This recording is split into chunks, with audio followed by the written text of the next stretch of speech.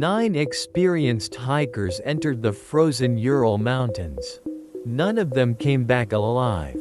Weeks later, rescuers found their tent abandoned on a remote mountainside. It had been cut open from the inside. Their boots, warm clothes, food, and equipment were still there. But the hikers were gone. Whatever happened that night made 9 experienced people run into the freezing darkness. It was January 1959. A group of experienced Soviet hikers, led by Igor Dyatlov, set out on a winter expedition through the northern Ural Mountains. Originally, there were 10. But one member, Yuri Yudin, became ill and turned back. That decision would save his life. The remaining 9 continued deeper into the wilderness. They were experienced, well-equipped, and prepared for extreme winter conditions. Nothing suggested that this would become one of the most mysterious expeditions in history. On February 1st, worsening weather pushed the group off course.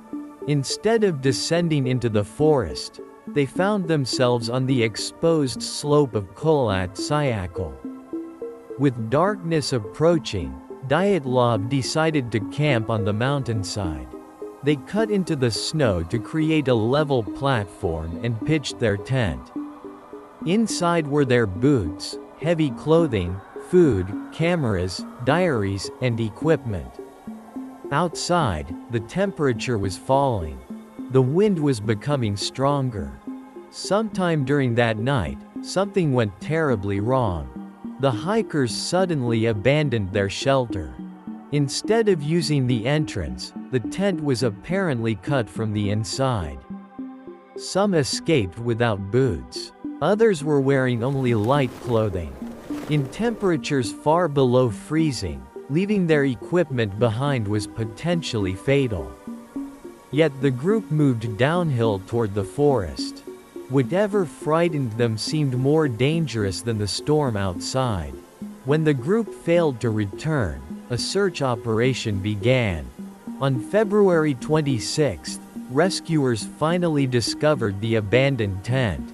A trail of footprints led downhill toward the forest.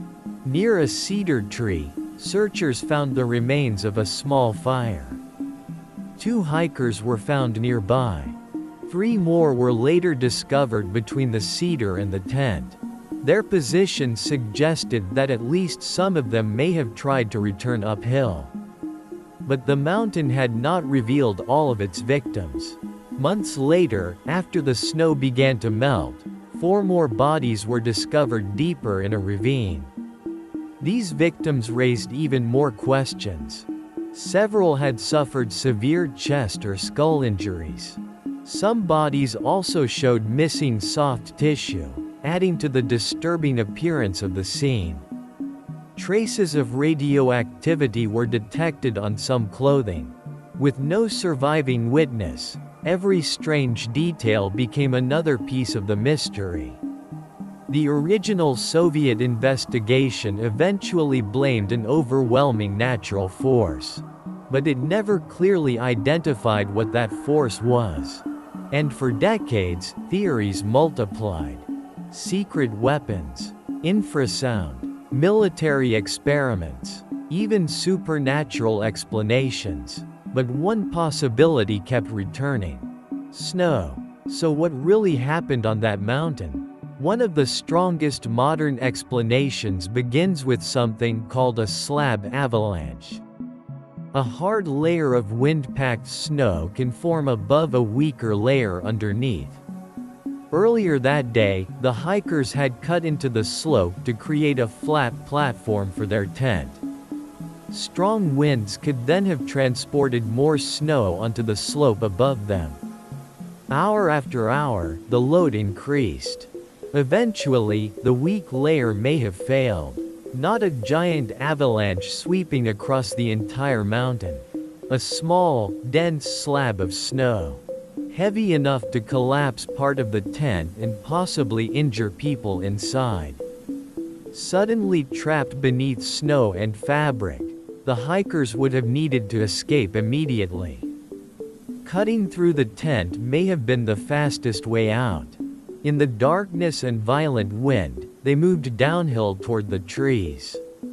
The forest offered shelter from the wind. There, the group made a fire beneath a cedar tree. But they were freezing. Some may already have been badly injured. At some point, several hikers apparently tried to return to the tent. They never made it. Others sought shelter deeper in the ravine. Snow accumulated around them, and eventually, the mountain became silent. But the avalanche theory does not answer every question. When rescuers arrived weeks later, they did not report the massive debris field people normally imagine after an avalanche.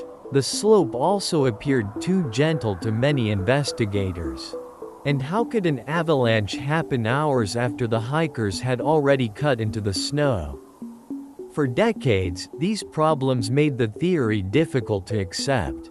Then, decades later, scientists revisited the evidence.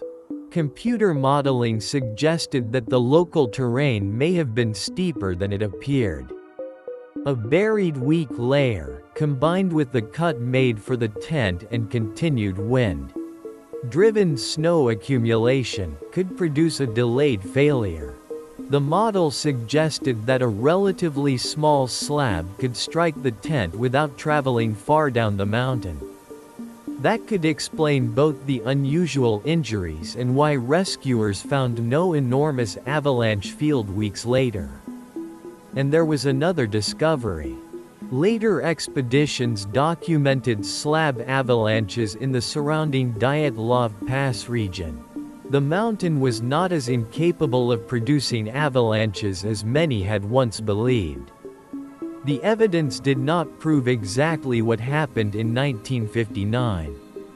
But it showed that the avalanche scenario was physically possible. Nature. Perhaps there was never a single mysterious force that killed all 9 hikers. A small snow slab may have forced them from the tent. Injured and poorly dressed, they descended toward the forest. Some tried to survive by making a fire. Some attempted to return. Others built shelter in the ravine. Then cold, exhaustion, injuries, darkness, and snow finished what the first emergency had begun. A chain of disasters rather than one impossible event.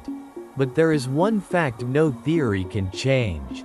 No one who was on that mountain survived to explain what happened. Science can reconstruct the snow. Investigators can reconstruct the footprints. We can estimate the wind, the temperature, and the injuries. But the final moments inside that tent belong only to the 9 people who were there. More than 60 years later, that missing piece is why the Dyatlov Pass still refuses to disappear from history. 9 hikers entered the mountains. The mountain never told us exactly why